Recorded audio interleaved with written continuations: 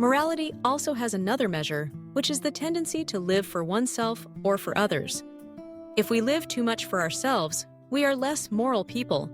If we live a lot for others, we are moral people. However, selfishness is a natural instinct of all living beings. Everyone wants to do what benefits themselves first. We take care of eating enough and dressing warmly first, then think about others afterward. If left natural without education, the selfish instinct automatically controls our thoughts and behaviors into an immoral way of life. Only with education, only with the awakening of wisdom, can we resist the selfish tendency to know how to live altruistically. The father pretended to sip his drink and talked about various things to wait for his children to eat until they were full and had leftovers before he ate. The money he had saved was intended to buy a new motorbike, but he decided to use it to help neighbors who were in disaster and hardship. The working hours were over.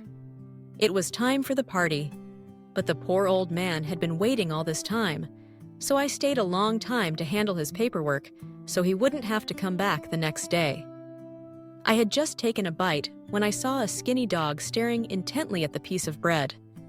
Knowing it was very hungry, I let it have all of it. 3 times in a row, my friend wore only that one shirt, so I took out the new shirt I had just bought from my bag and gave it to him.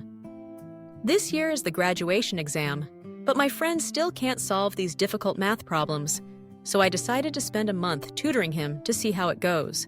At first, changing from a self-centered lifestyle to an other-centered lifestyle is very difficult.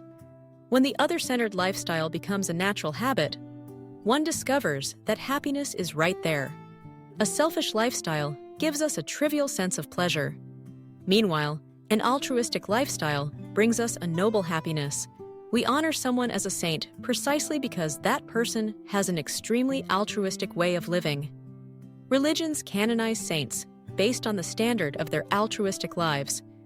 Being born into this world, we have the right to enjoy certain benefits and pleasures, but if we are moral people, we prefer to give more than to receive. We prefer to work in service rather than consume. However, decisively rejecting all enjoyment is also extreme. We cannot work if we do not eat enough. We cannot give charity if we have no money at all. Therefore, if for oneself is done for others, it is still morality. But if it is just for oneself and nothing else, then it is not moral. A father must eat enough to be able to plow the fields and grow rice to feed the family. A businessman tries to save every penny so the business can survive, and employees can have stable jobs. The government must strictly check tax payments to have a budget to pay civil servants' salaries. High-ranking leaders must ride in armored cars to stay alive and direct the country.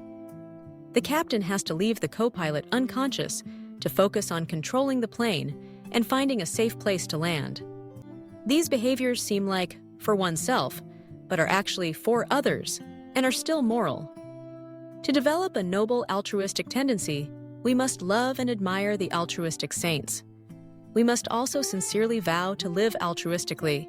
We skillfully encourage everyone to live altruistically. Do not blame those who live selfishly. Just try to find ways to advise them.